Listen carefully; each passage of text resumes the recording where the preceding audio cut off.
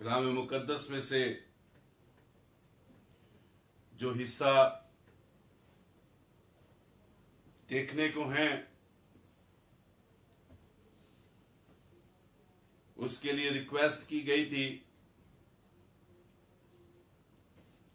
हक और गुमराही की रूह।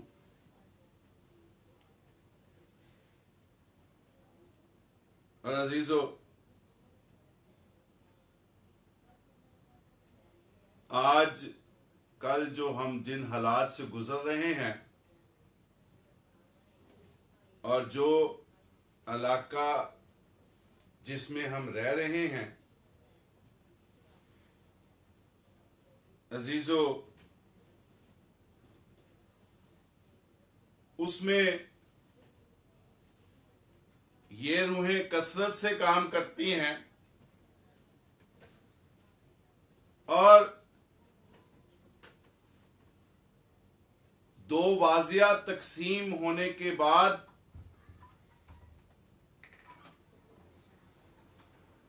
इसमें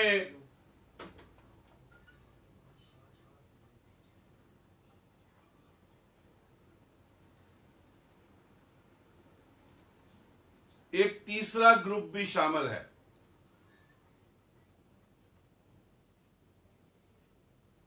एक ग्रुप तो वो है जो हक की रूह रखता है, दूसरा ग्रुप वो है जो गुमराही की रूह रखता है, इसमें तीसरा ग्रुप जो है वो सबसे ज्यादा खतरनाक है, जो हक और गुमराही की दोनों तासीरें रखता है।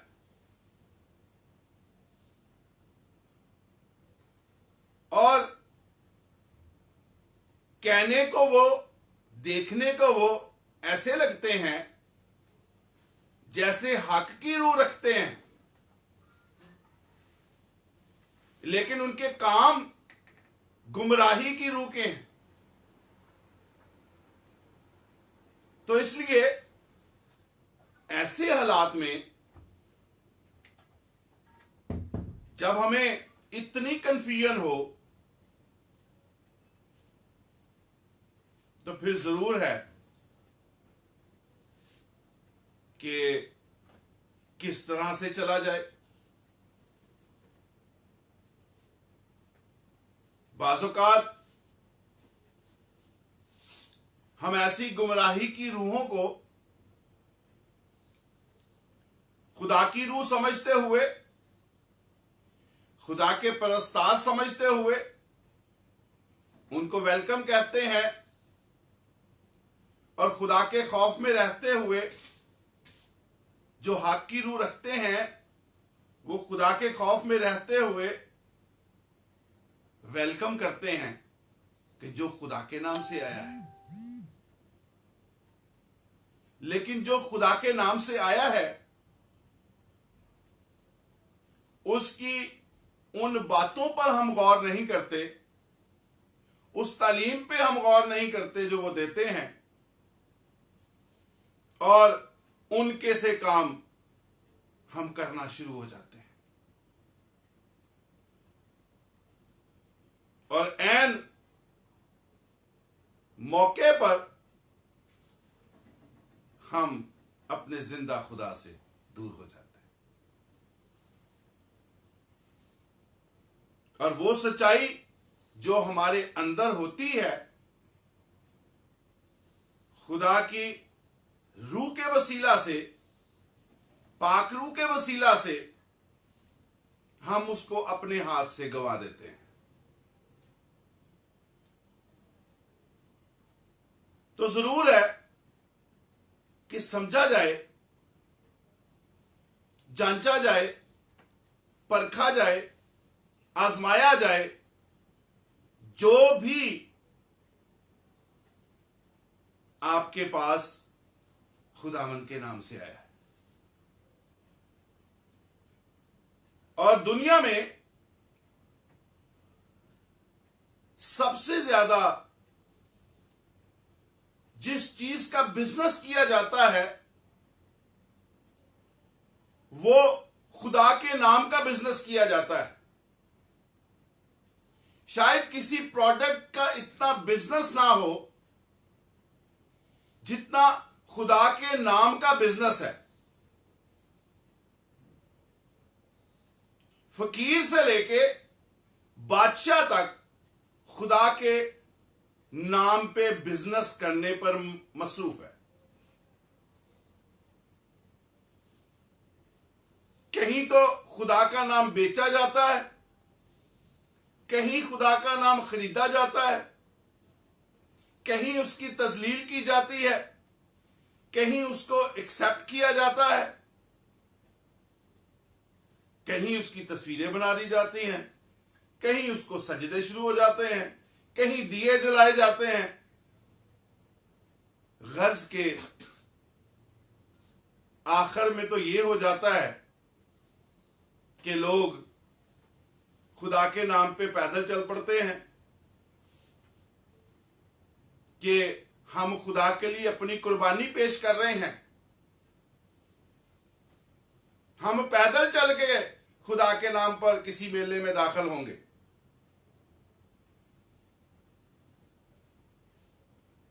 तो जो हक की रूह के पैरोकार हैं वो भी बाज़-औक़ात कलाम की कमी के वसीला से उस हक की रूह से जिस पे वो चल रहे हैं उन जैसे काम शुरू कर देते हैं।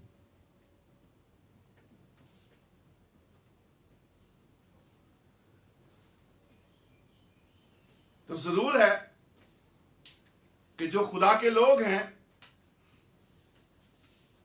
हक की रूह रखते हैं, वो रास्ती के साथ चलें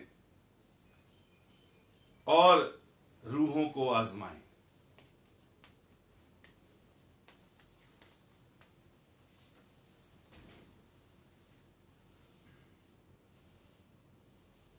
अब देखते हैं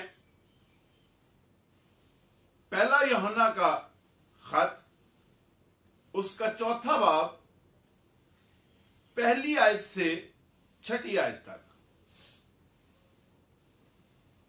पहले इसको पढ़ते हैं।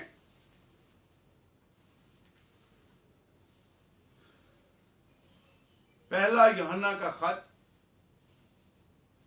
4था बाब, उसकी पहली आयत से 6ठी आयत तक। कलाम मुकद्दस में लिखा है, आए अजीजो, हर एक रूह का यकीन ना करो, बल्कि रूहों को आजमाओ कि वो खुदा की तरफ से हैं या नहीं, क्योंकि बहुत से झूठे नबी दुनिया में निकल खड़े हुए हैं। खुदा के रूह को तुम इस तरह पहचान सकते हो। खुदा के रूह की पहचान क्या है? खुदा के रूह को तुम इस तरह पहचान सकते हो कि जो कोई रूह इकरार करे कि यीशु मसीह मुजस्सम होकर आया है, वो खुदा की तरफ से है। और जो कोई रूह यीशु का इकरार ना करे और वो खुदा की तरफ से नहीं, और यही मुखालिफ मसीह की रूह है, जिसकी खबर तुम सुन चुके हो कि आने वाली है, बल्कि अब भी दुनिया में मौजूद है। आए बच्चों, तुम खुदा से हो और उन पर गालिब आ गए हो, क्योंकि जो तुम में है वो उससे बड़ा है जो दुनिया में है। वो दुनिया से हैं, इस वास्ते दुनिया किसी कहते हैं और वो दुनिया से कहते हैं और दुनिया उनकी सुनती है। हम खुदा से हैं, जो खुदा को जानता है वो हमारी सुनता है, जो खुदा से नहीं वो हमारी नहीं सुनता। इसी से हम हक की रूह और गुमराही की रूह को पहचान लेते हैं। तो अजीजों, रूहों, हर एक रूह का यकीन नहीं करना, बल्कि आजमाओ। हम बाज़-औक़ात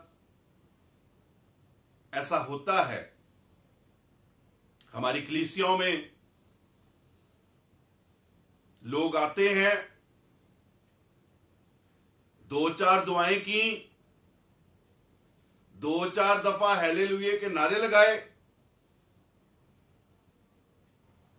को 2-4 इंग्लिश के लफ्ज बोले प्रेजिंग के, और जितने कलीसिया में हक की रूह रखने वाले हैं, वो उस रूह पे यकीन करना शुरू कर देते हैं कि ये खुदा की तरफ से है। और अजीजों, उसके बाद उसी रूह के वसीला से जिसने अपनी शोबदाबाजी के वसीला से कलीसिया में हक की रूह रखने वालों को, उन रास्तबाजों को भी धोखा दे दिया, वो कलीसिया को फिर तितर बितर करता है और उसका नतीजा फिर उन तमाम मुकद्दसों को भुगतना पड़ता है जो कलीसिया में होते हैं, जो उनको वेलकम कहते हैं। और अगर हम इब्तदाई कलीसिया में चलें, तो इब्तदाई कलीसिया में जब खिदमत करने के लिए कोई शख्स उनके पास आता था, तो वो फौरन उसको एक्सेप्ट नहीं करते थे, बल्कि उसको आजमाते थे। वो उनके बीच में रहकर वो सब उसके काम देखते थे, उसका ईमान देखते थे, उसका वो इकरार देखते थे कि क्या वाकई वो खुदावन यीशु मसीह के मुजस्सम होने पे ईमान रखता है, क्या वो खुदावन यीशु मसीह को खुदा का बेटा तस्लीम करता है। अगर ऐसा नहीं है तो वो उसको अपनी जमात में शामिल नहीं करते थे।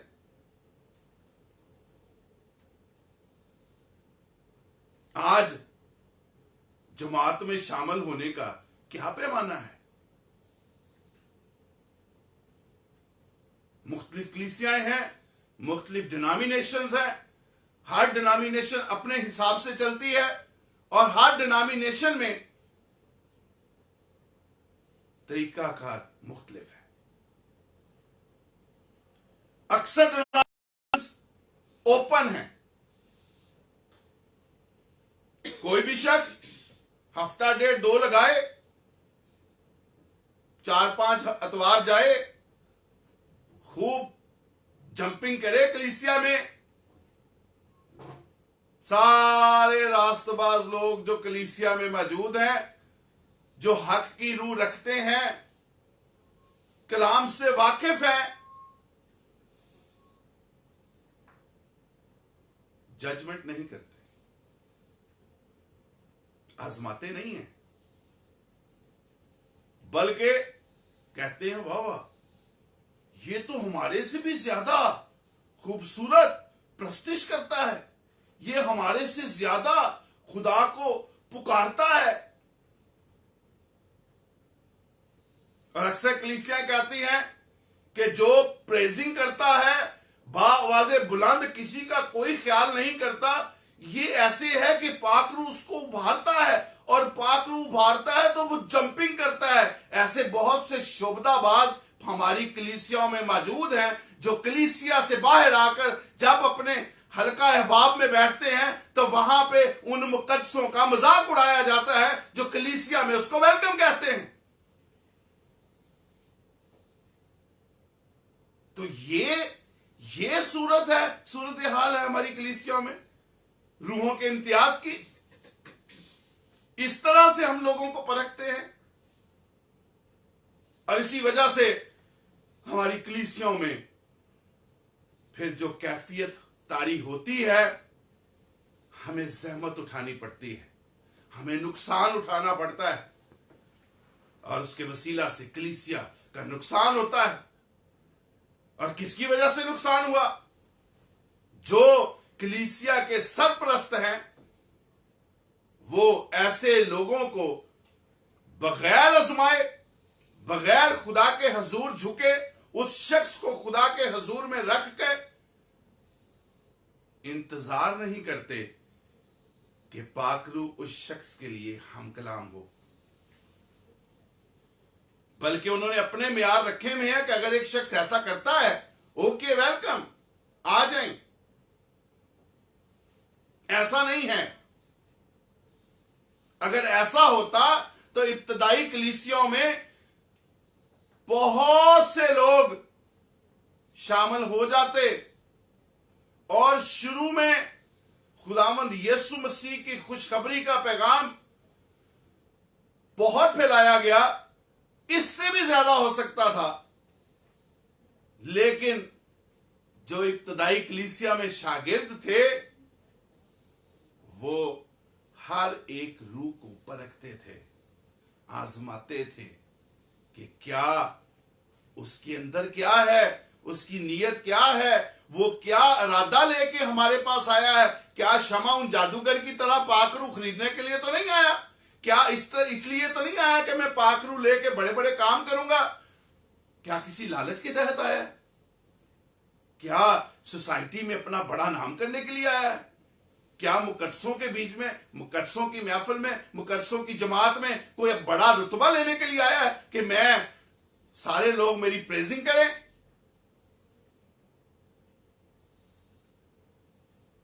नीयत, लालच, रुपए पैसे का लालच।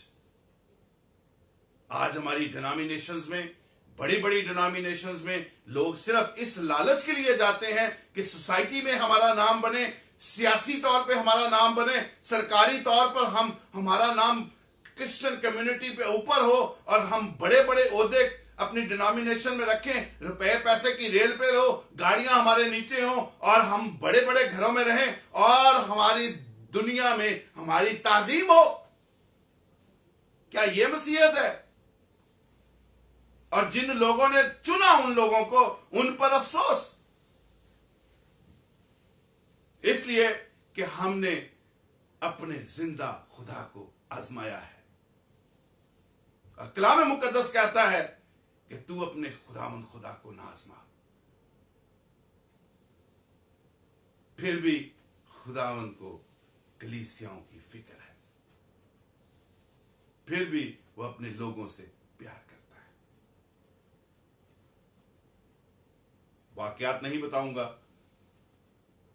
उन स्टोरीज में नहीं जाऊंगा, क्योंकि हम सब कलीसियाओं के हालात से और ऐसे शख्सियात से बिल्कुल वाकिफ हैं।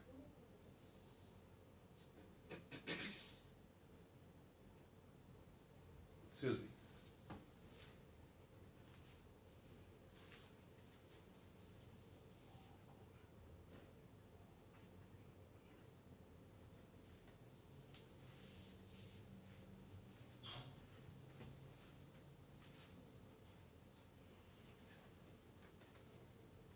अब यहां पर हम देखते हैं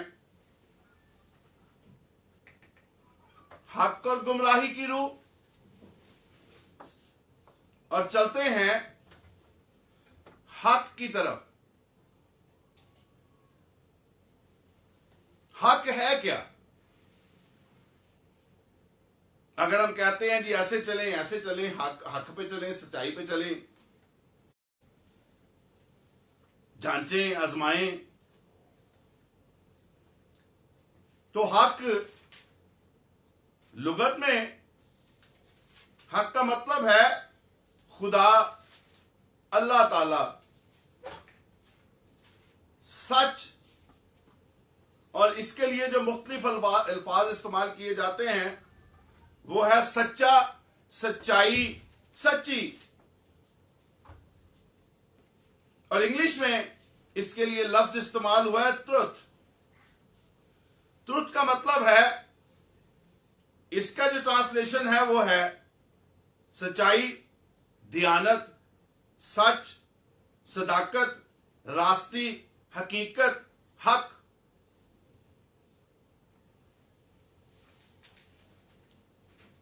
यानी अगर इसके लिए दूसरे अल्फाज जो इसके जुमरे में आते हैं और इस्तेमाल किए जाते हैं, उसमें दुरुस्त, ठीक, खरा, खालिस, ताजा, रास्त, ठीक, रास्तबाज, रास्तगो, बेखोट, जिसमें कोई खोट ना हो, बेनक्स, जिसमें कोई ऐसा नक्स ना पाया जाता हो, कोई किसी किस्म की कमी ना वाकया हो, ये हक के लिए जो लुगत में, इंग्लिश ट्रांसलेशन में जो लफ्ज इस्तेमाल हुए हैं। इसके बाद अब्रानी में जो लफ्ज इस्तेमाल हुआ ट्रुथ के लिए, हक के लिए, वो है आमीन। आमीन का मतलब है वफादार खुदा, खुदाए बारहक। और इसके लिए हवाला ज्यादा आप लिख लीजिएगा, मैं पढ़ूंगा नहीं। इब्रानी में जो आमीन आया उसके लिए पहला हवाला है सादिकुल कौल, युसाया 49वां बाब उसकी 7वीं आयत। खुदाए बारहक जो इसकी ट्रांसलेशन है युसाया 65वां बाब उसकी 16वीं आयत। वफादार खुदा इस्तिश्ना 7वां बाब उसकी 9वीं आयत। और कैथलिक तर्जमे में इसको कहा गया खुदाए अमीन। और इसके बाद खुदावन यीशु मसीह के लिए भी हक का लफ्ज इस्तेमाल किया गया। यूहन्ना की इंजील 14वां बाब उसकी 6ठी आयत में पाक रूह को सच्चाई का रूह कहा गया। यहां पे देखिए यूहन्ना 14वां बाब उसकी 15वीं 17वीं आयत में। और आमीन जो हम बोलते हैं वो भी इसी जुमरे में जाता है। सच्चाई का खुदा, खुदावन यीशु मसीह हक है, और उसके लिए भी इब्रानी में आमीन कहा गया। इसके बाद इब्रानी के एक लफ्ज और हैं जो हक के लिए इस्तेमाल हुए हैं। और पहला लफ्ज है इमित। इमित का मतलब है सच, सच्चाई। और दूसरा लफ्ज है अमूना।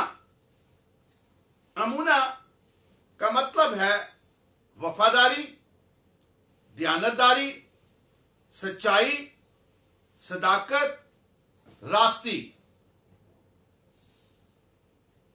ये तो अबरानी के लफ्ज हैं जो हक के लिए इस्तेमाल हुए। इसके बाद यूनानी लफ्ज लेते हैं। और यूनानी लफ्ज जो हैं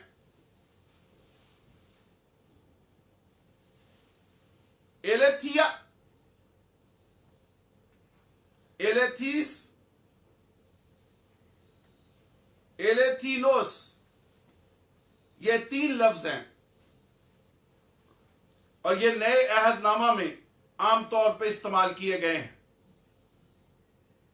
जिनका मतलब है सच, सच्चाई, दयानतदारी, रास्तगोई और काबिले एतबार होना। जैसे कलाम मुकद्दस में लिखा है रोमियो के खत 3 बाब उसकी 7वीं आयत में, 15वां बाब उसकी 8वीं आयत में, खुदा की सच्चाई और खुदा के लिए, खुदाए बरहक के लिए, वफादार खुदा के लिए,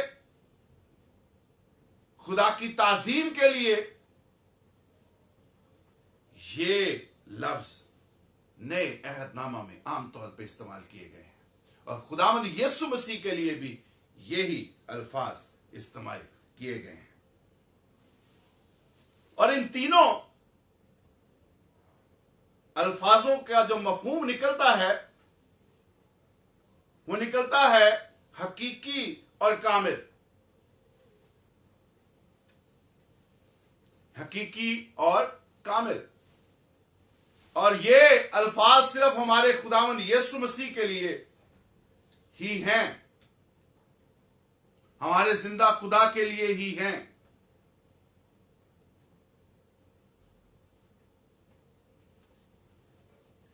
पहला करंथियों का खात उसका दूसरा बाब मेरे साथ निकालिएगा।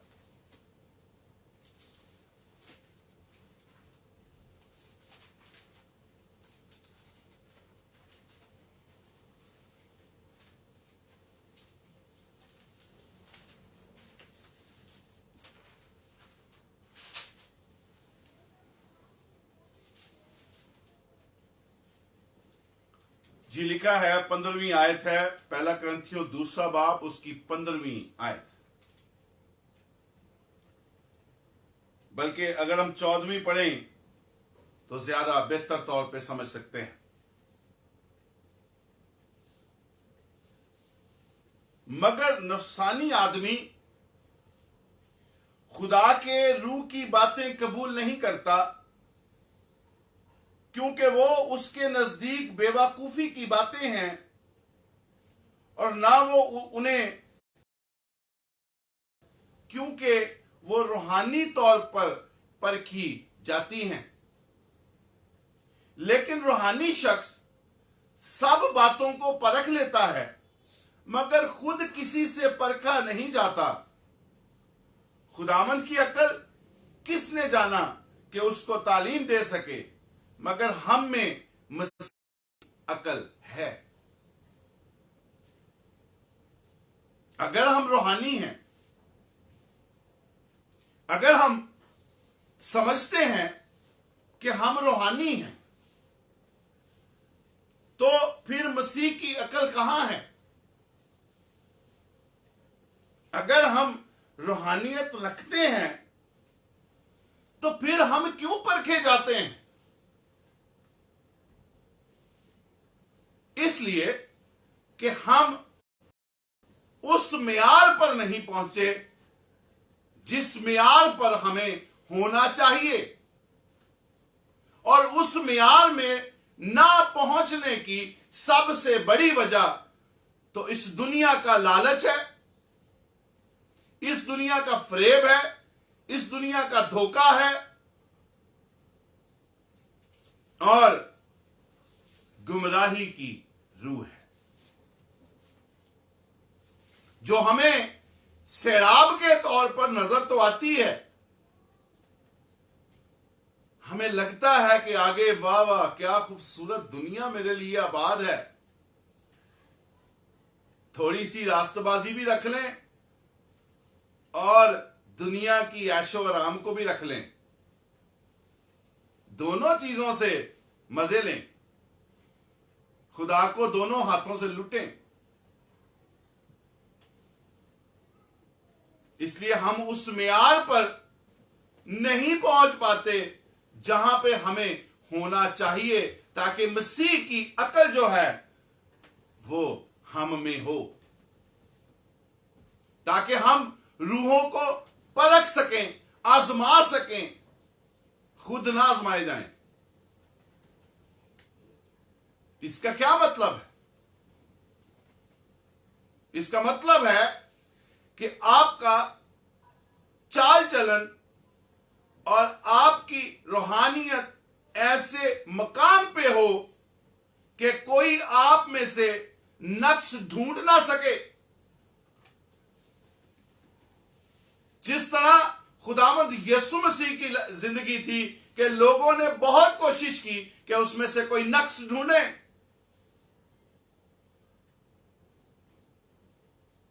वो नहीं परखा गया।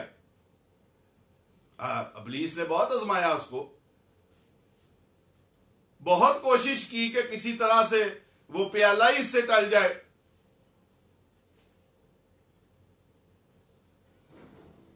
क्या हम इस मियार पर हैं? क्या मसीह की अकल है हमारे अंदर? जिस तरह उसने अकल से हर चीज को टैकल किया और हमारा निजात हिंदा बना अपने खून बहाने से, आज हम फौरन स्लिप होते हैं और ऐसी गुमराही की रूह रखने वालों को अपने दरमियान बसा लेते हैं। ऐसे लोगों के साथ हम नाहवार जुए में जुटते हैं और फिर नुकसान उठाते हैं, हमें जहमत उठानी पड़ती है।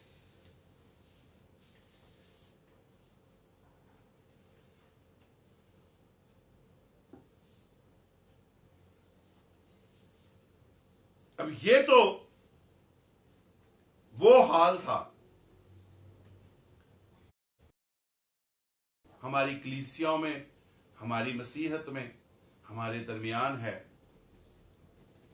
और मुख्तलिफ खादमीन, मुख्तलिफ लोग बड़े तरीकों से कल्ट्स पेश कर रहे हैं, बिद्दात जो हमारे दरमियान हैं वो पेश कर रहे हैं, जो क्रिश्चियंस टू क्रिश्चियंस बिद्दात हैं उनको पेश किया जा रहा है, जो दूसरी अकवाम से गुमराही की लहरें निकल रही हैं, जिसकी वजह से रास्तबाज जो है वो अपने रास्तों से हट रहे हैं, वो उनके बारे में बड़े बड़े मैसेजेस और अलूम पेश किए जा रहे हैं।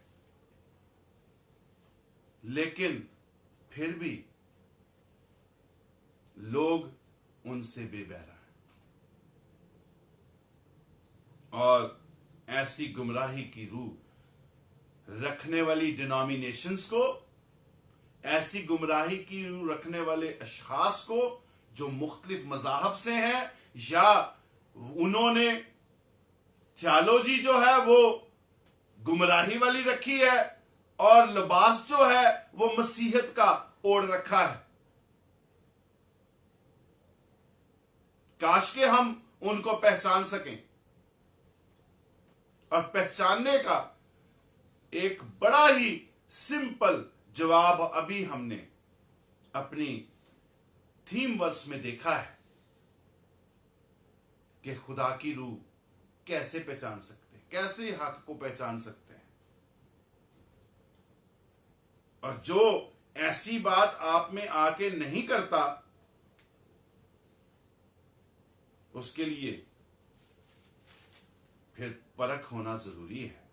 पहला यूहन्ना का खत उसका 2 बाब, उसी जगह पे वापस चलते हैं और दूसरे बाब में चलते हैं। वहां पे देखते हैं कि इसके बारे में और क्या लिखा है।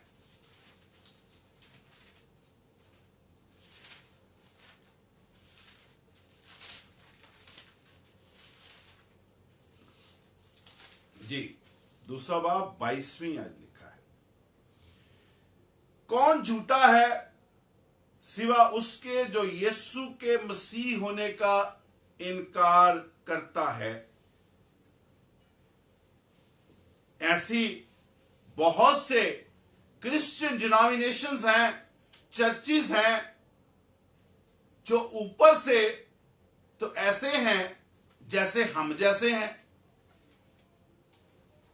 लेकिन जब आप उनकी थियोलॉजी पढ़ते हैं, जब वो जो अकीदा पेश करते हैं, उसमें जाके फिर हमें पता चलता है कि ये हम किधर को जा रहे हैं। लेकिन वो उस अकीदे को इस तरह गोल मोल करके पेश करते हैं कि जिनका इल्म कम है, जिन्होंने कलाम से दूरी रखी हुई है, कलाम को अपने अंदर नहीं बसने दिया और कलाम के मुताबिक अपनी जिंदगी को बसर नहीं कर रहे, वो उस फरेब में आते हैं। आगे लिखा है, मुखालफे मसीह वही है जो बाप और बेटे का इनकार करता है। जो कोई बेटे का इनकार करता है उसके पास बाप भी नहीं, और जो बेटे का इकरार करता है उसके पास बाप भी है। इसका मतलब है कि जो पैमाना है आजमाने का, किसी को परखने का, वो खुदावंद यीशु मसीह है। अगर खुदावंद यीशु मसीह के मुजस्सम होने पर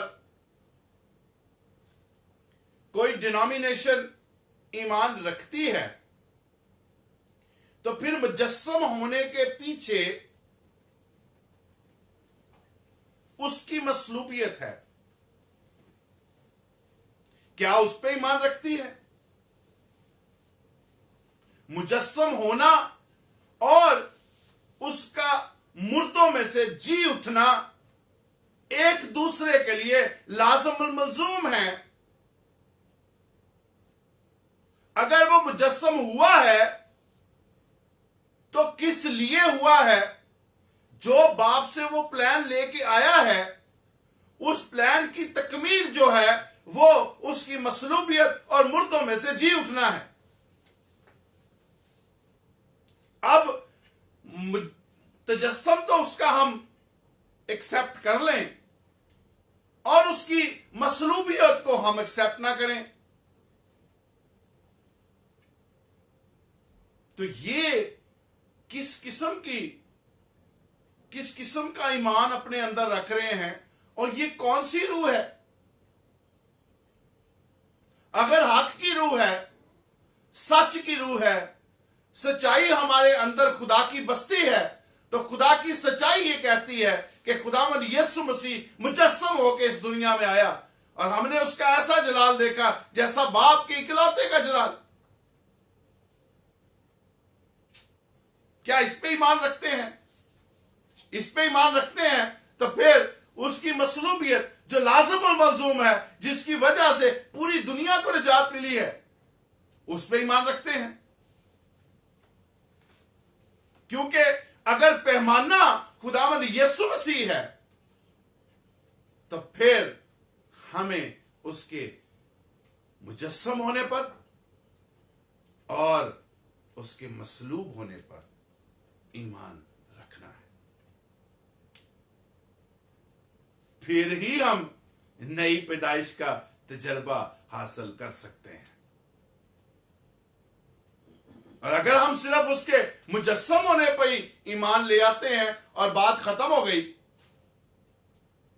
तो निजात तो फिर भी बहुत दूर है, हक की रूह तो फिर भी बहुत दूर है। इसलिए कि अगर हक की रूह लेना चाहते हैं, सच्चाई की रूह आपके साथ काम करे और आपको इस मियार पर लेके आए कि आप परखे ना जाएं, मसीह की अकल आपके अंदर हो और आप किसी को परख सकें कि क्या इसके अंदर हक की रूह काम करती है, तो फिर जरूर है कि मुजस्सम होना और उसका मसलूब होना, मुर्दों में से जी उठना, ये आपके अंदर होना चाहिए। और उसके जो आफ्टर इफेक्ट्स हैं कि जिसकी वजह से वो आपके अंदर होगा, उसमें सबसे पहले आपके अंदर रिपेंटेंस आएगी, तौबा आएगी। उसके बाद आप तौबा के बाद आप बपतिस्मा लेंगे। जो नई पैदाइश का तजर्बा है, नई पैदाइश लेना जरूरी है। और नई पैदाइश उसकी मसलूबियत की मानद है। जिस तरह वो कब्र में गया, मुर्दों में से जी उठा, इसी तरह से वो उसकी मानद है। वो हम में होना जरूरी है, बपतिस्मा होना जरूरी है। और बपतिस्मा उसकी मानद होना जरूरी है कि जिस तरह वो कब्र में गया, हमें भी पानी में पूरा डिप होना है। इस पे मुख्तलिफ डिनोमिनेशन के मुख्तलिफ नजरिए हैं, बड़े बड़े अलूम बीच में घुस चुके हैं, जिसकी वजह से गुमराही की रूह ऐसा काम करती है कि लोग खुदा की हमद, उसकी तमजीद भी करते हैं, उससे दुआएं भी करते हैं, उसका कलाम भी पढ़ते हैं, लेकिन उसके इस काम पे ईमान नहीं लेके आते, जिसकी वजह से वो उस निजात के काम से गाफिल है। क्योंकि मेयार जो है, पैमाना जो है, वो खुदावंद यीशु मसीह है, इसके अलावा कोई पैमाना नहीं है। हमारा दुनिया का अलूम वो नाकिस है। हम जो मर्जी थियोलॉजी ले आए वो नाकिस है। सबसे बड़ी थियोलॉजी खुदावंद यीशु मसीह खुद हमारे दरमियान है। अगर उससे हम बेबहरा हैं तो हर चीज से बेबहरा हैं। अगर हम कहें कि जी तो जस्म मान लिया उसका, वो खुदा का बेटा है, ओके गुड, हमने बेटा मान लिया, लेकिन वो जो ये इंसानियत हमने उतारनी है और नई इंसानियत लेके उसके पैरों होना है, उसका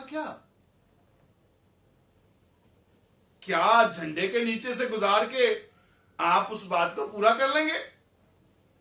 क्या खुदावंद यीशु मसीह ने जिस थियोलॉजी को पूरा किया है उसको आप अपने दुनियावी अलूम से घुमा फिरा के पूरा कर लेंगे? ऐसा नहीं है। ये हम अपने आप को फरेब दे सकते हैं, खुदा को नहीं।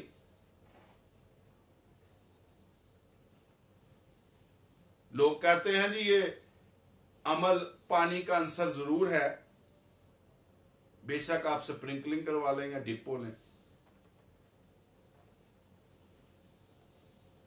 फिर कहते हैं जी 8वें दिन का बपतिस्मा है। कलाम कहता है जो जुबान इकरार करे कि यीशु मसीह खुदावंद है वही निजात पाएगा। 8 दिन का बच्चा इकरार कर सकता है?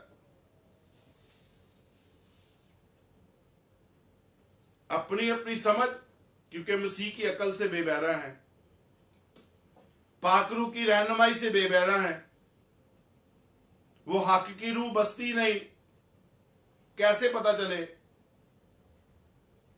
लेकिन आप उनसे बात करेंगे तो वो आपको नीच समझेंगे। वो कहेंगे आपके पास तो इल्म ही नहीं है, आपके पास आपने कौन सा कलाम पढ़ा है? आप पहले इल्म हासिल करके आए, पहले आप अलूम सीखें, आपको पता चले कलाम में क्या लिखा हुआ है।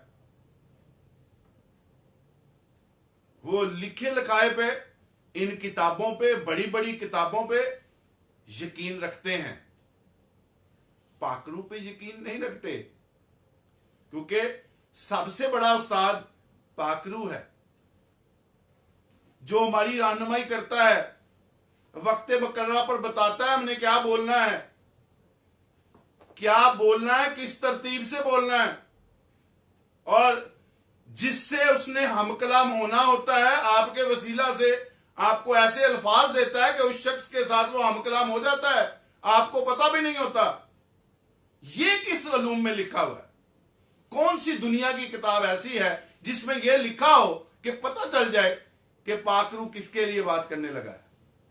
आज तक जितने स्कॉलर्स हैं वो इस बात पे तो नहीं आ सके कि यह पता चल सके कि पाकरू किसके साथ हम कलाम हो रहा है। वो कौन सी तासीर है जो किसी के साथ हम कलाम होती है?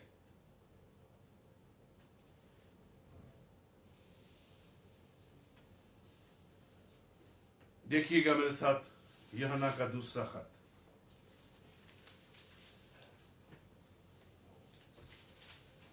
उसकी 7वीं आयत।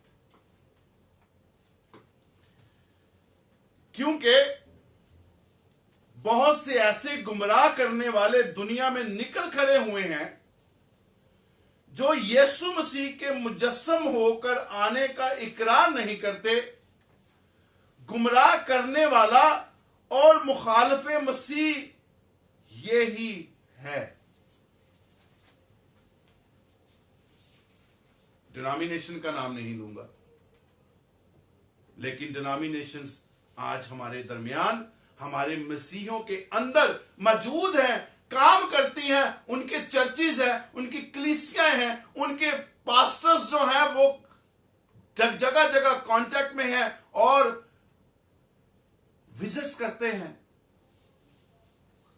भरपूर काम कर रहे हैं, लेकिन वो खुदावंद यीशु मसीह के मुजस्सम होने से इनकार करते हैं। वो कहते हैं खुदावंद यीशु मसीह एक फरिश्ता है, और वो जो फरिश्ता आया था ना, ये बिकॉज ऑफ दैट एंजल खुदावंद यीशु मसीह की बर्थ हुई है, रूह कुद्स के वसीला से नहीं हुई। और हमारे बहुत से मसीही बहन भाई उनके पैरों हैं। हम दूसरी गुमराह करने वाले रूहों को क्या करें? हमारे अंदर जो गुमराही की रूहें हैं, हम उनसे ही निपट लें तो बहुत बड़ी बात है, लेकिन उसको कैसे देखें, कैसे पहचाने? क्योंकि पाखरू हमारे अंदर काम नहीं करता। पाखरू को हम वेलकम करें, पाखरू की रहनुमाई हासिल करें और इस कलाम मुकद्दस को अपने अंदर बसाएं। हर दुनिया के हर काम का इसके बीच में इलाज दर्ज है।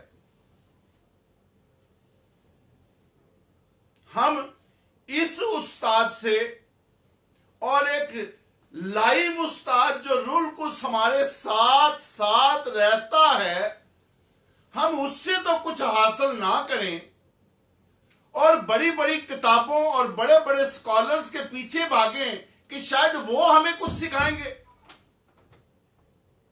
जिनके लिए उन्होंने सिखाना है वो तो आपके साथ है, उसके लिए हम फिक्र नहीं करते कि वो हमारे साथ रहे। हम बड़ी बड़ी कुर्सियों पे बैठना पसंद करते हैं, बड़े बड़े दर्जात लेना पसंद करते हैं, एक खादम की रूह और एक आम मसीही की रूह रखना पसंद नहीं करते। काश कि हम ऐसे मसीही बन सकें जो गुमनामी में मसीहत का प्रचार करें, जिनको जमाना ना जाने बल्कि उनके वसीला से रूहें बचें, उनके वसीला से लोगों को मसीह की पहचान हो। काश की ऐसी खिदमत हो।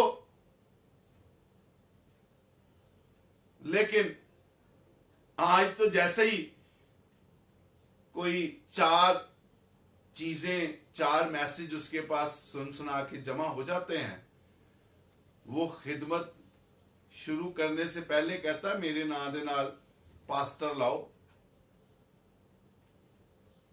मेरे नां दे नाल मर्दे खुदा लाओ, फिर मैं खिदमत करांगा।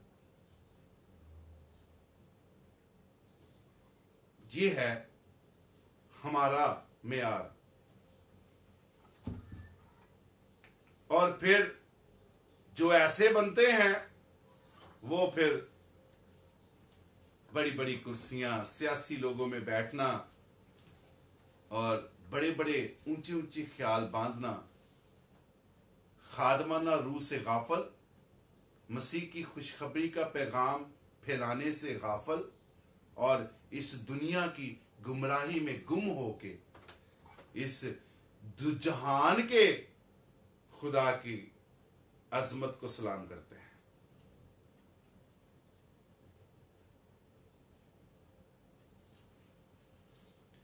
पहला यूहन्ना, साथ ही पीछे सफे में चलिए, उसका पहला बाब,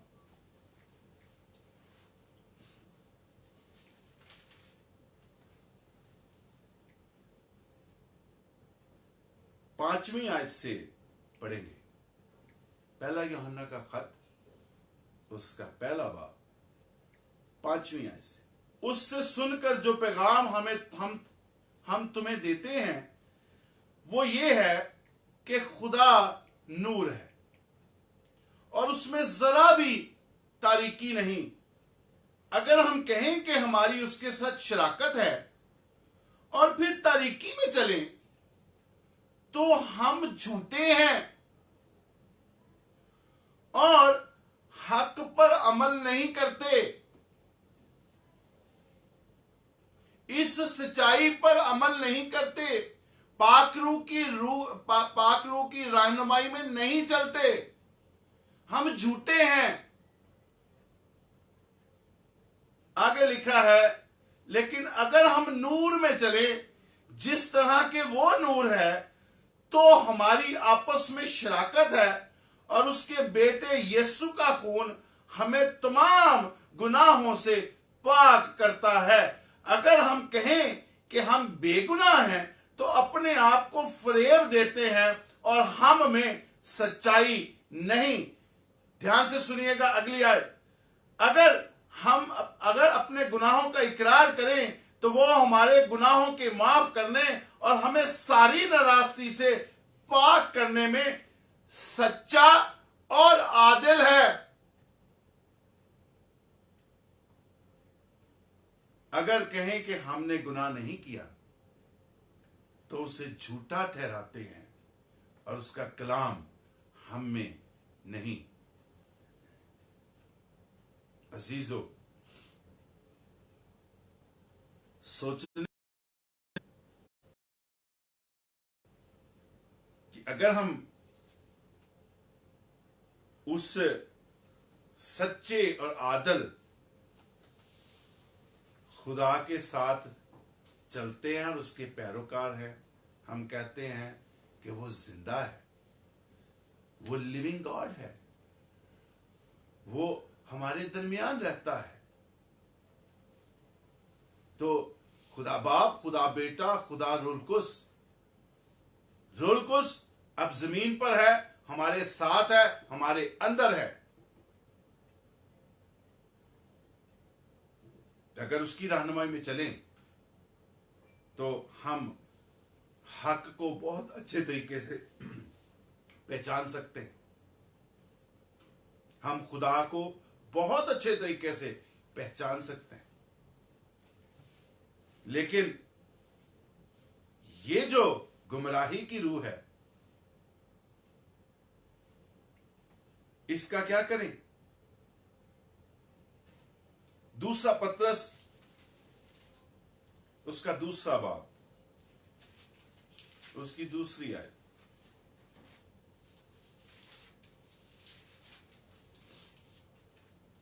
लिखा है,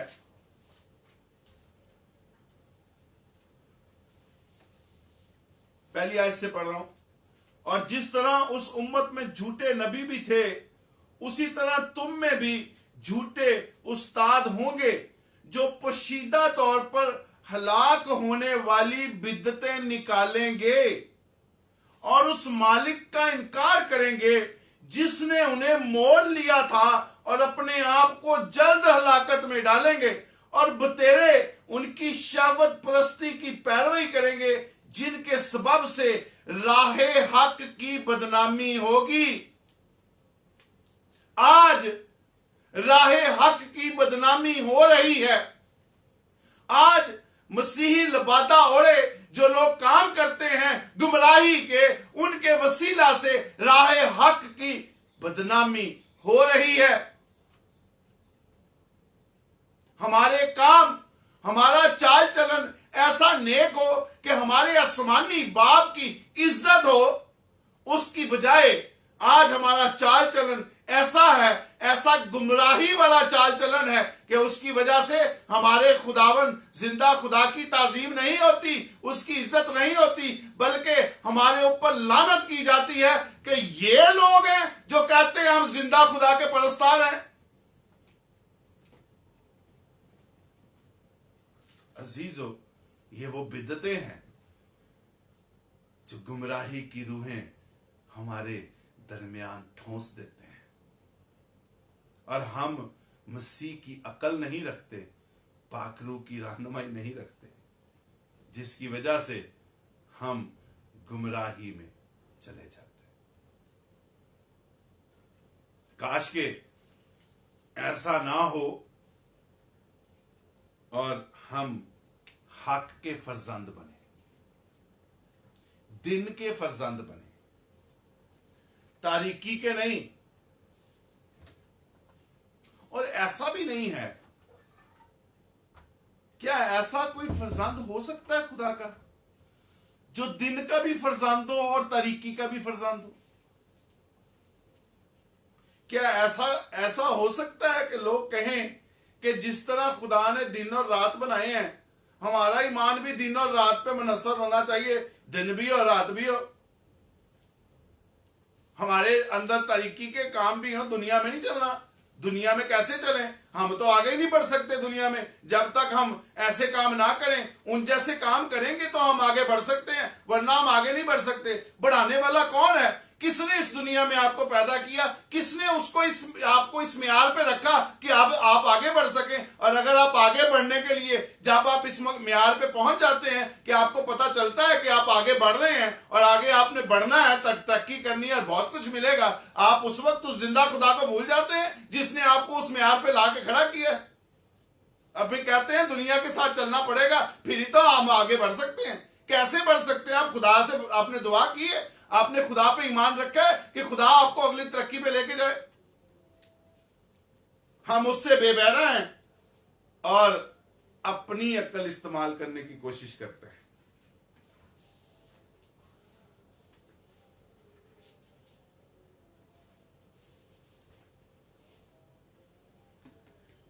कुछ हवाला जात लिखवा देता हूं, जो लिखना चाहें वो लिख लें ताकि आप खुद उसको पढ़ सकते हैं।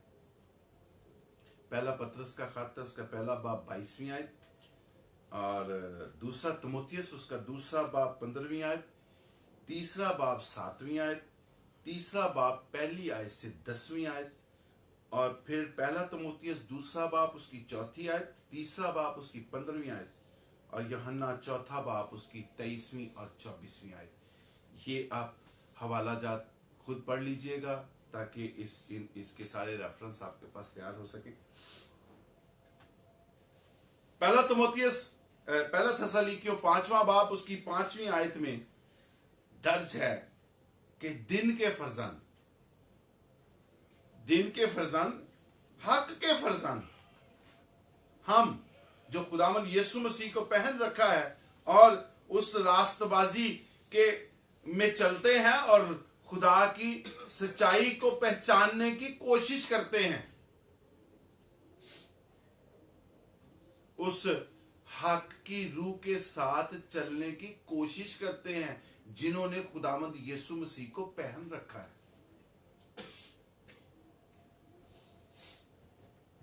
लेकिन जो तारीकी में है वो तो उसके तजस्सुम होने को ही इनकार करते हैं। और इस वक्त दुनिया में, पूरी दुनिया में निजात का सिर्फ एक ही रास्ता है और कोई रास्ता इस दुनिया में गुनाह को नहीं मिटा सकता और निजात नहीं दे सकता, और वो नाम है यीशु नाम। कलाम मुकद्दस में लिखा है जो खुदावन का नाम लेगा निजात पाएगा।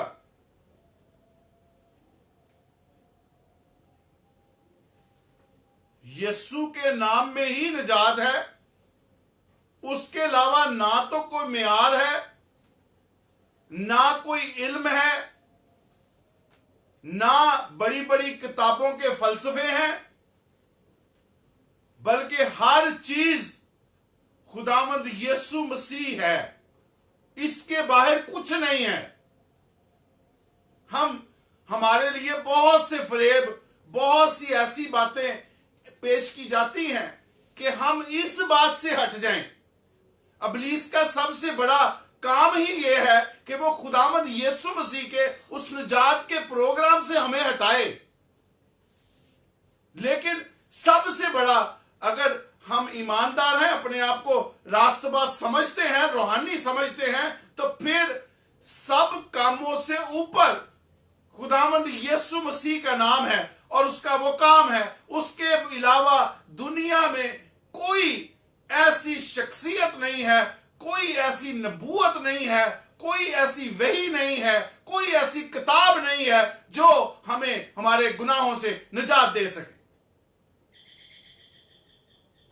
तो फिर जब ऐसी सूरत हाल है तो फिर उस इलाही जात के बारे में सीखना किस कदर जरूरी है और उसको कैसे सीखा जा सकता है इस जिंदा कलाम के वसीला से जो खुदा के मुंह के अल्फाज हैं।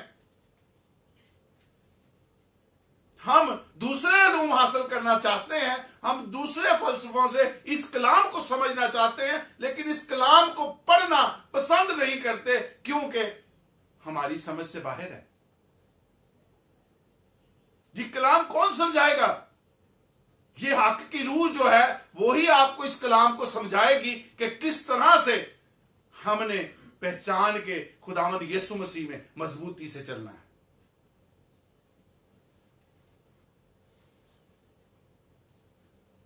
यूहन्ना की इंजील में मेरे साथ चलिएगा,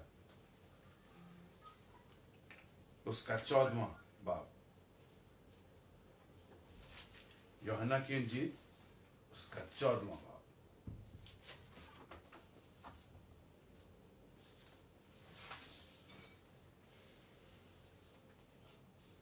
उसकी 17वीं आयत पढ़ेंगे।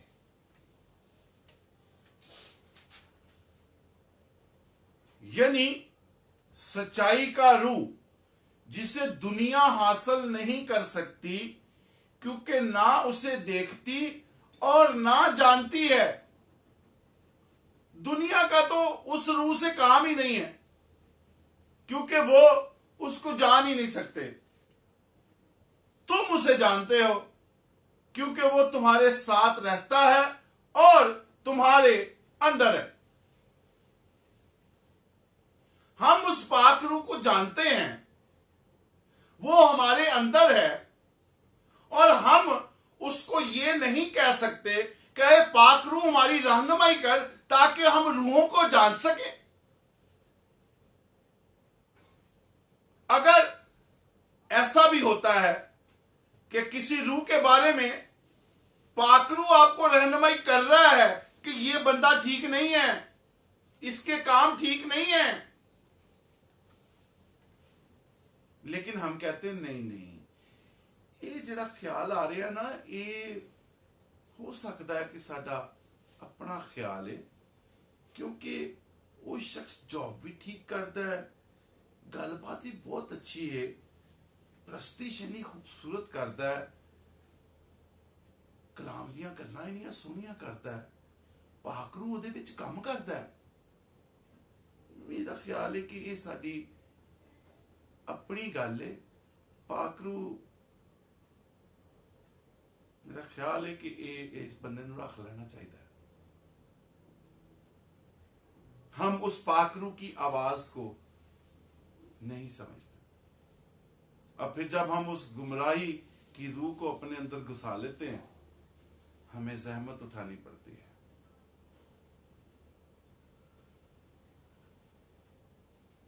तो अजीजों, हक की रूह जो है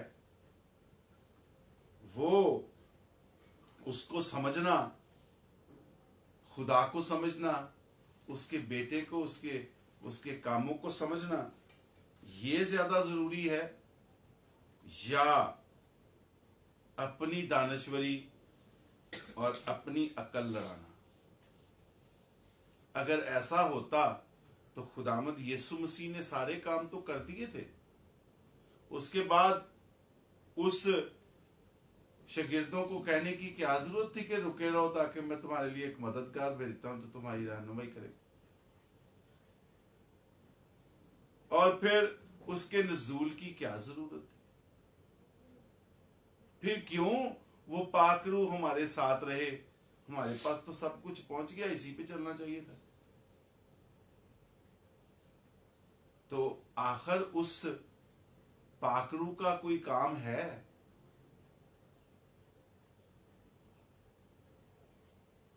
जरूरी है कि हमें इसको समझे। सच्चाई की रूह से हम तारीकी के फर्जंदों पर गालिब आ सकते हैं। जिस रूह को हम इस्तेमाल नहीं करते, वो बपतिस्मे के बाद पाक रूह इनाम में तो मिल गया लेकिन वो पटारी बंद है, वो डब्बा बंद किया हुआ है जो गिफ्ट के तौर पे मिला हुआ है। अगर हम उसको खोलेंगे तो वो इस कलाम को खोल खोल के हमारे लिए पेश करेगा। हमारे अंदर रूह के फल होंगे जिसके वसीला से लोग बरकत पाएंगे।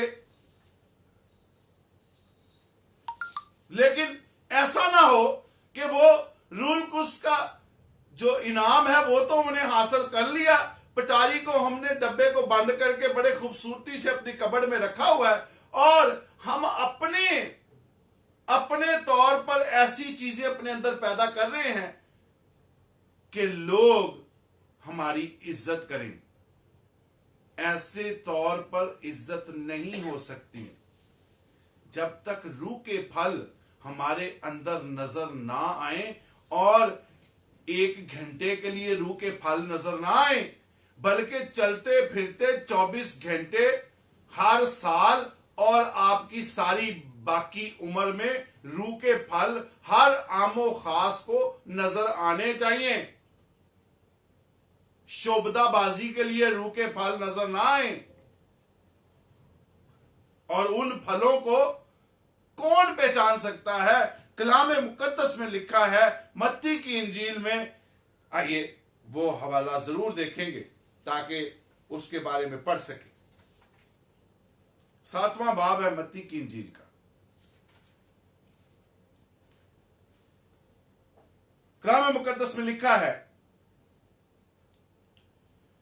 झूठे नबियों से, 7वां बाब उसकी 15वीं आयत पढ़ रहा हूं। झूठे नबियों से खबरदार रहो जो तुम्हारे पास भेड़ों के भेष में आते हैं मगर बातिन में फाड़ने वाले भेड़िए हैं। उनके फलों से तुम उनको पहचान लोगे।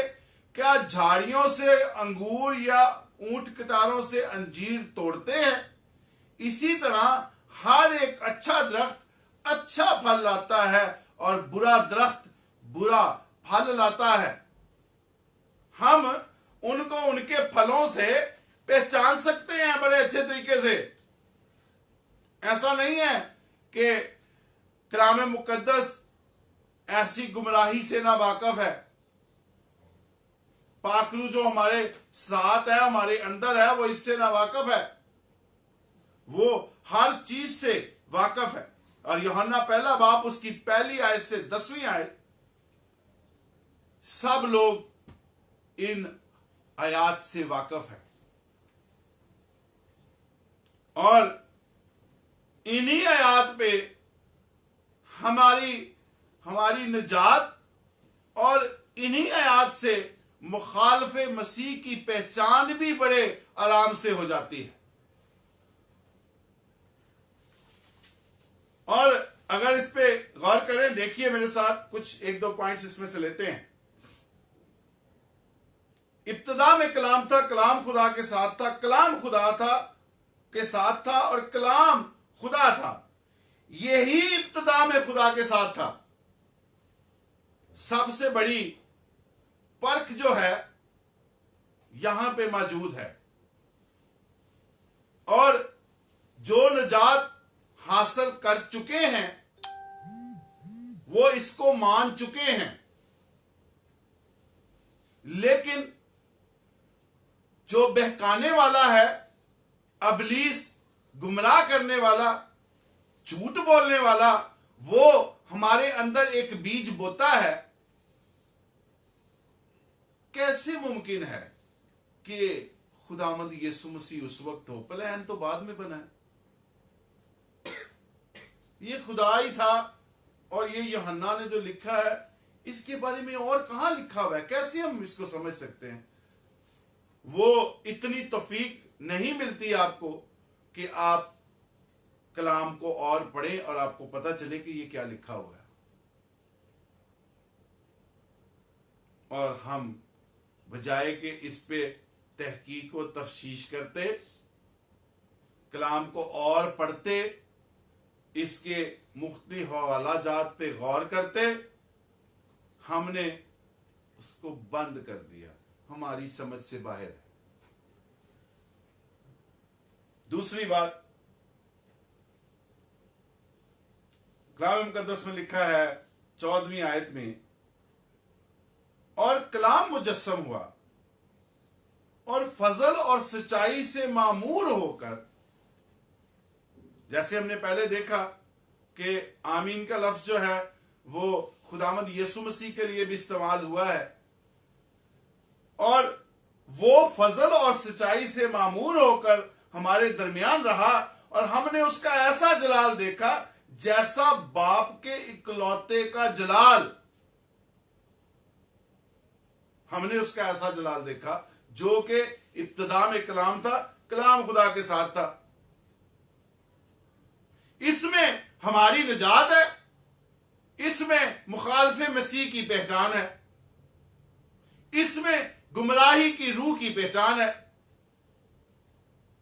जिससे हम गाफल हैं।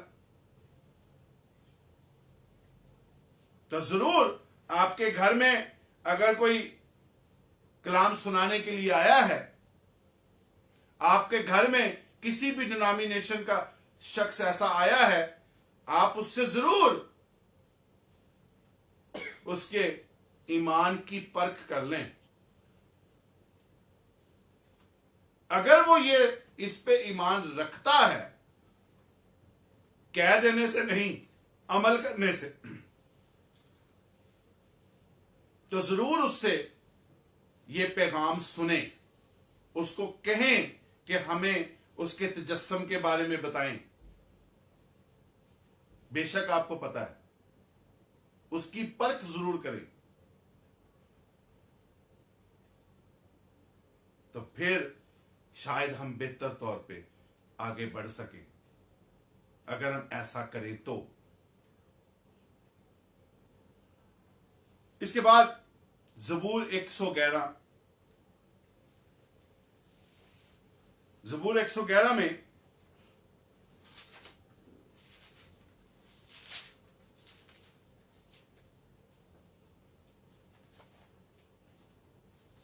साराई ज़बूर 111, खुदावंद की हम्द करो, मैं रास्तबाजों की मजलिस में और जमात में अपने सारे दिल से खुदावंद का शुक्रगुजार होऊंगा। किसकी मजलिस में? रास्तबाजों की मजलिस में, और जमात में अपने सारे दिल से खुदावंद का शुक्र करूंगा। ये कलाम अगर हमारे लिए बाइसे बरकत है और हमें तकवीयत मिलती है, इसको सीखने से हमें बरकत मिलती है, हमें शिफा मिलती है, हमें रास्ता नजर आता है, हमारे रास्ते हमवार होते हैं, तो इसी कलाम से गुमराही की रूह बढ़ती है, बढ़ाती होती है, और इसी कलाम के वसीला से वो नेगेटिवली बढ़ती है, क्योंकि वो इस कलाम को नेगेटिवली लेते हैं। जैसे मैंने शुरू में बताया कि इसी तरह रास्तबाजों की मजलिस में और जमात में लोग शोबदाबाजी से अपनी रास्तबाजी की जगह बनाते हैं। ये कलाम के वो हिस्से हैं जिनको गुमराही की रूह इस्तेमाल करती है। अबलीस ऐसे हवालों को निकाल के, अबलीस का सबसे बड़ा गुमराही में, अबलीस का सबसे बड़ा काम क्या है? तो मैं गुमराही जो है मेरे नजदीक,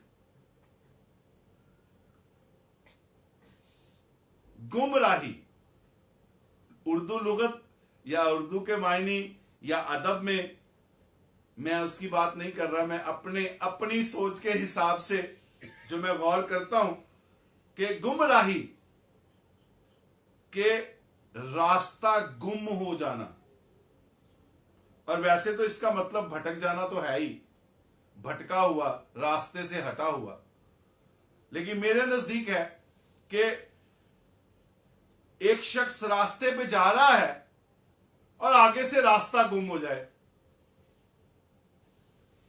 कोई मंजिल नहीं है, कोई मुकाम नहीं है, वो रास्ते पे चल रहा है और आगे सब कुछ गायब है।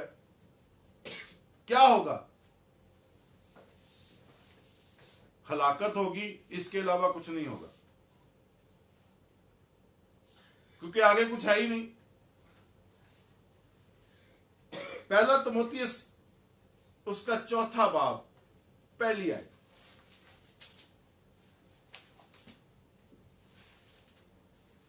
मैं इसको अगले उसमें नहीं डालना चाह रहा, क्योंकि 2-3 हवाले रह गए हैं। अगर आप मेरा साथ दें तो हम इसको 10 मिनट में ख़त्म कर लें, ताकि फिर एक नए मजमून के साथ आपके सामने हाजिर हो सके। पहला तिमोथियस चौथा बाब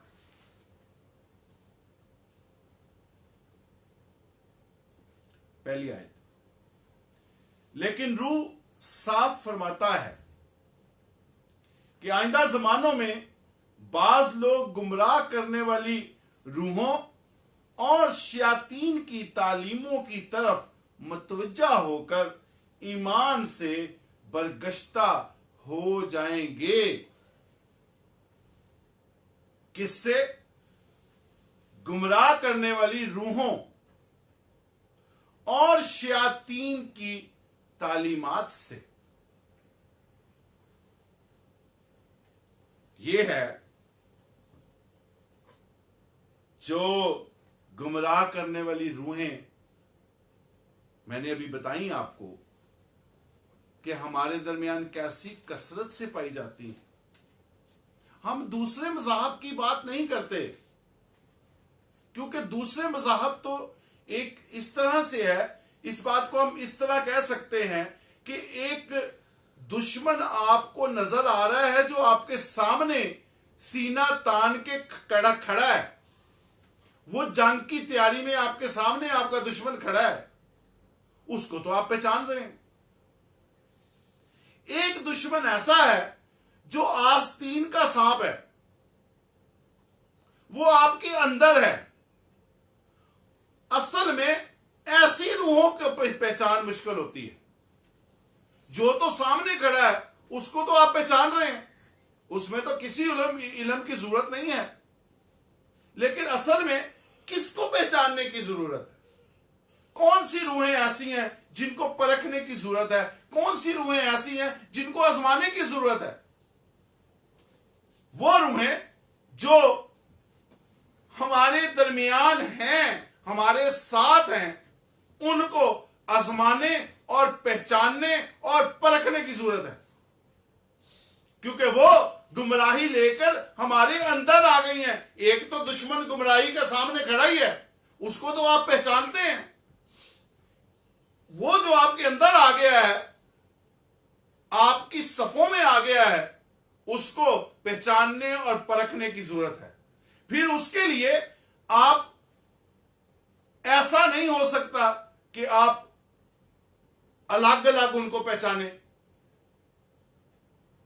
उसमें जो रास्तबाज है उनको माइंड करने की जरूरत नहीं है। उनको किस चीज से परेशानी है?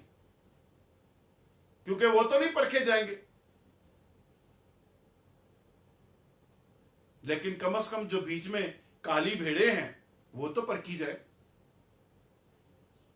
तो वो अलग अलग नहीं हो सकता, बल्कि एज ए होल सबको परखा जाए, तो फिर ही हम काली भेड़ों को पकड़ सकते हैं। फिर ही हम उस गुमराही की रूह को पहचान सकते हैं जो हमारे साथ है, सामने नहीं खड़ा। दूसरा पत्रस उसका दूसरा बाब पहली आयत में लिखा है, और जिस तरह उस उम्मत में झूठे नबी थे, उसी तरह तुम में भी झूठे उस्ताद होंगे। झूठे उस्ताद होंगे जो पोशीदा तौर पर हलाक करने वाली बिद्दतें निकालेंगे। पोशीदा तौर पर हलाक करने वाली बिद्दतें, पोशीदा छुपी हुई हमारी कलीसियाओं के बीच में, हमारी मसीहत के अंदर पोशीदा होंगी। और ऐसी बिद्दतें होंगी जो उस मालिक का इनकार करेंगे जिसने उन्हें मोल लिया है। वो पोशीदा तौर पर हलाक करने वाली बिद्दतें। और ऐसी, मैं तो शुरू से, जब से गुमराही की रूह पे मैं बोल रहा हूं, मैं यही पेश कर रहा हूं कि मैं दूसरे मज़ाहब को नहीं लेता। वो अपनी जगह पर हैं, हमें उनके लिए कुछ कहने की जरूरत नहीं है। हमारी अपनी बिद्दतें हमारे लिए काफी हैं। हमारी अपनी जो गुमराही की रूह हमारे अंदर काम कर रही हैं, उनको ही पहचान ले तो बहुत बड़ी बात हो जाएगी। हमारे अंदर ही मसीहत के लबादा में मुखालिफ मसीह बैठे हैं, हम दूसरों को क्या कहें? तो कितना अपने ही घर में कितना मोहतात चलने की जरूरत है। कलीसिया हमारा घर है, उसमें किस कदर संभल के चलने की जरूरत है, ताकि वो गुमराही की रूहें जो हमारे अंदर हैं, हमारे घर में हैं, हम उसको पहचान सकें।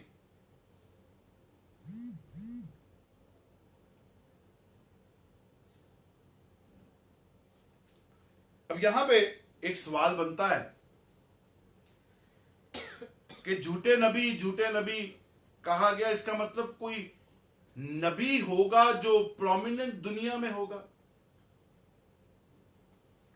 नबी का मतलब है जो शख्स नबूवत लेके आए, किसी कौम के लिए, किसी कबीले के लिए, किसी शख्स के लिए, और वो जो नबूवत लेके आए वो बयान भी करे। और झूठे नबी वो जो नबूवत खुदा की तरफ से ना हो, बल्कि उसकी अपनी बनाई हुई नबूवत हो, कि जी मुझे पाक रूह ने ये बताया है, मुझे खुदा ने रोया में ये दिखाया है। अब जो रोया में खुदा ने दिखाया है, क्या उससे कलीसिया बर्बाद होगी? क्या उससे कलीसिया तितर बितर हो जाएगी? क्या खुदा का काम जो हो रहा है वो बर्बाद हो जाएगा? ये खुदा की रोया है? क्या खुदा अपनी कलीसियाओं को खुद बर्बाद करता है? क्या जिसको उसने मोल खरीद लिया है, क्या उनको खुद हलाक करेगा? वो ऐसी रोया पाई जाएगी? क्या ये है हमारी रास्तबाजी? तो वो जो नबी है, जो झूठे नबी कहा गया है, ये झूठे उस्ताद हैं जो आम तौर पे, अब तो हमारी कलीसियाओं में खैर ये आम बात हो गई है, इसको लोग गुनाह तसव्वुर नहीं करते, इसको लोग गलत बात तसव्वुर नहीं करते, गुमराही की बात तसव्वुर नहीं करते, क्योंकि ये अब तकिया कलाम बन गया है। और वो कौन सी बात है जो तकिया कलाम है? हर शख्स मिनट नहीं मारदा, अज मैनू पाक रूह ने दसिया ए गल करनी है, ते पता चलता है कि वो जिहड़ी गल निकली है मुंहों, ਉਹਦੇ पीछे फसाद बर्पा हो गया है। क्या ये पाक रूह ने बताया था कि फसाद बर्पा करवाना है? क्या पाक रूह ये चाहता है? क्या ऐसी पाक रूह की रहनुमाई है? हम उस राहे हक को बदनाम करते हैं। अगर कलाम देंगे तो कलाम देने से पहले कहेंगे आज पाक रूह मेरे से मुखातब हुआ कि ये कलाम डिलीवर करना है। मुझे नहीं पता ये कलाम किस किस को टच करेगा, कौन कौन बरकत पाएगा, कौन कौन इससे शिफा पाएगा। असल में पाक रूह ने बात की नहीं है, और कलाम के बाद पता चलता है कि कितने लोगों ने उस शख्स पे उंगली उठा दी है कि पादरी साहब आ की देता जे, इसलिए कि हम खुदा का नाम बेफायदा लेते हैं। क्या इससे लोग आपकी इज्जत नहीं करते कि अगर हम खुदा का कलाम आजिज़ी के साथ खादमाना तौर पे पेश करें? जरूर ये कहने से आपको अपना मर्तबा ऊंचा लगता है कि आज पाक रूह ने मेरे से कलाम किया, ये कलाम आज पाक रूह ने मुझे दिया है। दिया नहीं होता। और फिर अगर किसी को ऐसा आप कह देंगे तो वो आपको चैलेंज करेगा, ऐसी ऐसी बातें करेगा कि अगला बंदा भागने को मजबूर हो जाएगा कि ए पादरी साहब नूं की हो गया तो साडे सिर दे वालां नूं पै गए ने, क्योंकि पादरी साहब ने अपना झूठ छुपाना होता है। तो अजीजों, ऐसे ये पोशीदा तौर पर हलाक करने वाली बिदतें जो हैं, ये हमारे अंदर कसरत से पाई जाती हैं। हम अपनी ताजीम कराने के लिए खुदा के नाम को बेचते हैं, खुदा के नाम पे कारोबार करते हैं, बड़े बड़े मोहल्लात बना लेते हैं, बड़े बड़ी गाड़ियां, बहुत कुछ बना लेते हैं खुदा का नाम बेचने से। तो क्या जो खुदा का नाम पे आपने कारोबार किया है, क्या उसकी सजा से बच जाएंगे? क्या आपकी नस्लें बच जाएंगी जिसने खुदा के नाम पे कारोबार किया है, चर्च बिजनेस किया है, चर्च में कारोबार किया है? बच जाएंगे? ये हम अपने आप को फरेब दे सकते हैं, जरूर दे सकते हैं, बहुत इजी है, लेकिन खुदा को फरेब नहीं दे सकते।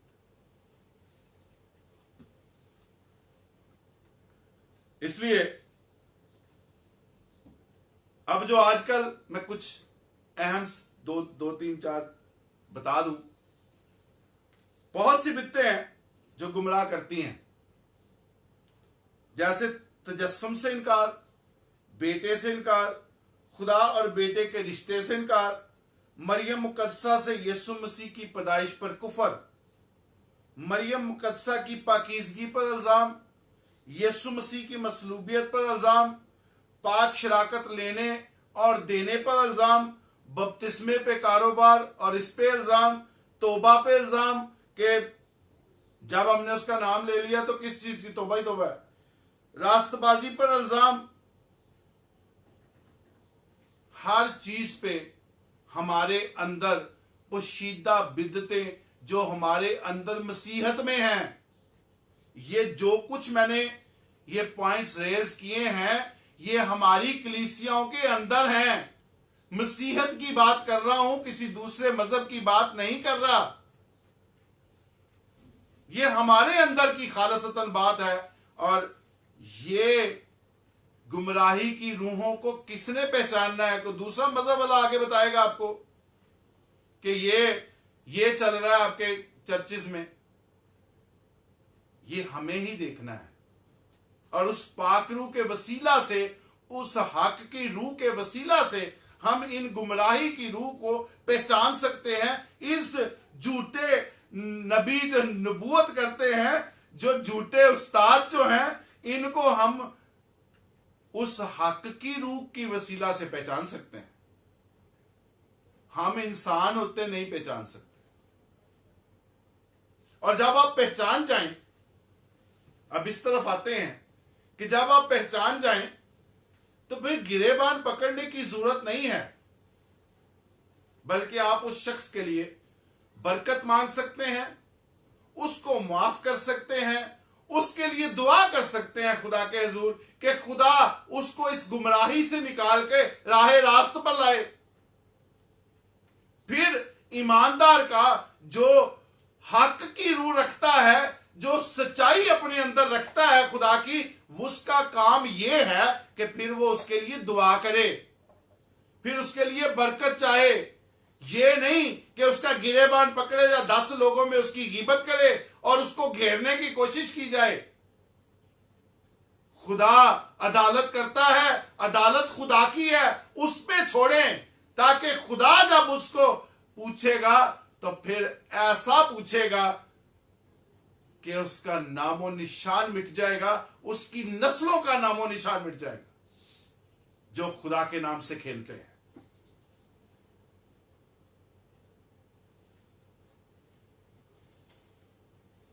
तो अजीजों,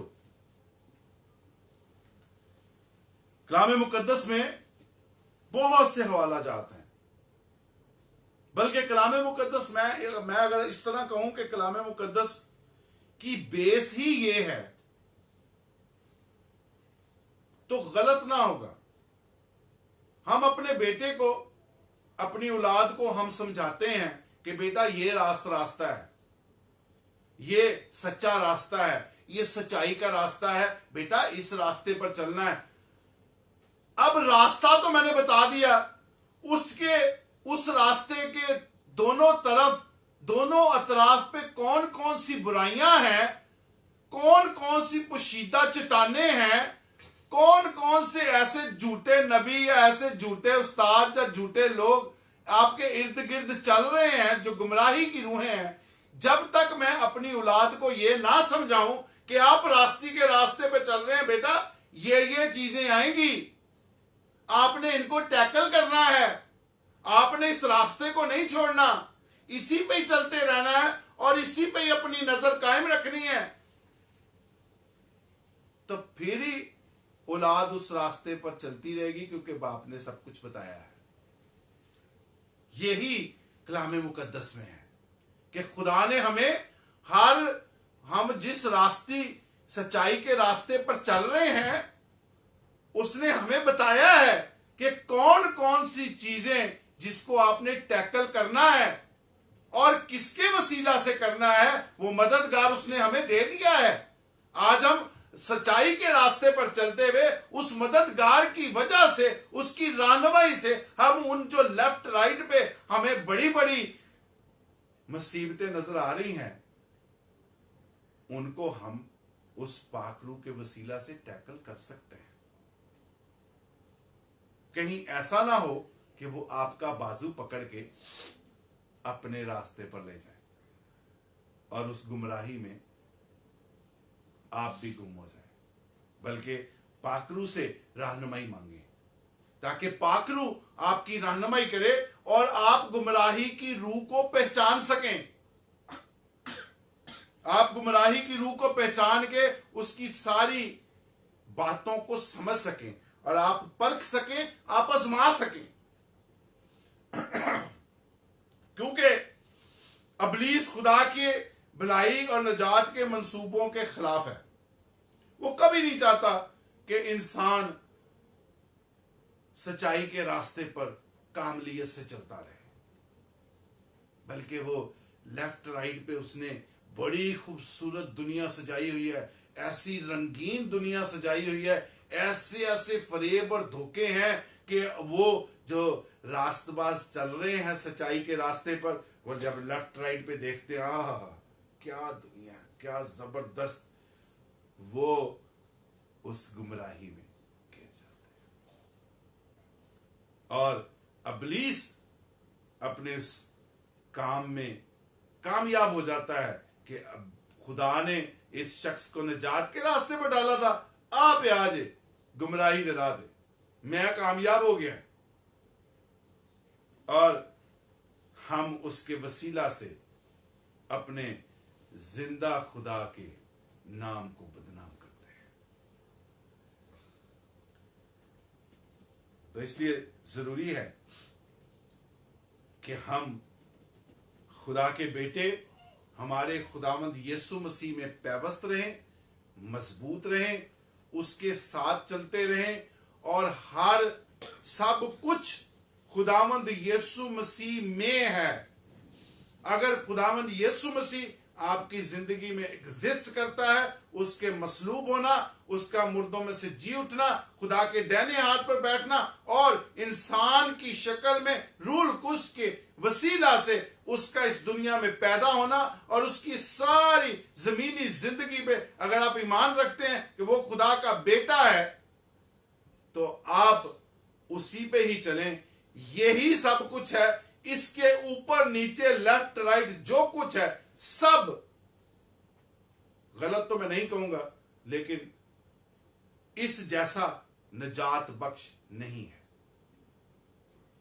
इसलिए अजीजा, खुदा हम सब की रहनुमाई करे ताकि हम हक की रूह और गुमराही की रूह को पहचान सकें और रास्ते के साथ खुदा के साथ लिपटे रहें।